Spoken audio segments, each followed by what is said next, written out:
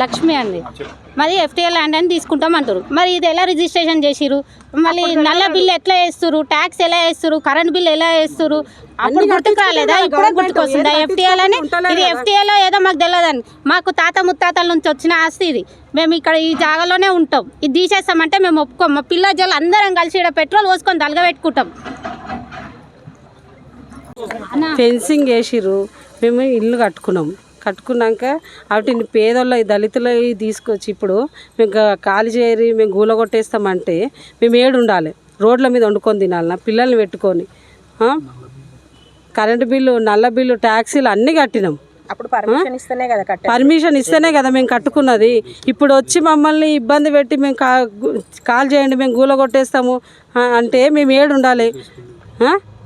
మా పిల్లల్ని పెట్టుకొని మేము ఎక్కడ చేయాలి? డోర్ నంబర్లు ఉన్నాయి, అన్నీ ఉన్నాయి మాయి, అన్నీ ఉన్నాయి మాయి. కరెంటు బిల్లు, నల్ల బిల్లు, ట్యాక్సీలు అన్నీ ఉన్నాయి. ఎట్లా గూల కొడతారు? ఎట్లా చేస్తారు? దళితుల మీద ఇట్లనే నా పడేది. మా తాత ముత్తాతల నుంచి ఉన్నది ఇది ప్లేసు.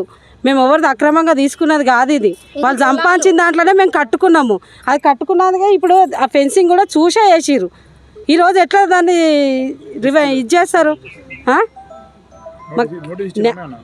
నోటీస్ ఇవ్వలే, ఏమి ఇవ్వలేదు, డైరెక్ట్ వచ్చి చెప్పేస్తారు. 3 రోజుల నుండి రోడ్డు మీద వండుకొని తింటున్నారు. ఎవరు వచ్చి మేము భయంతో ఇది చేసినాము. పెట్టుకొని ఎట్లుంటాం చెప్పు? ఇప్పుడు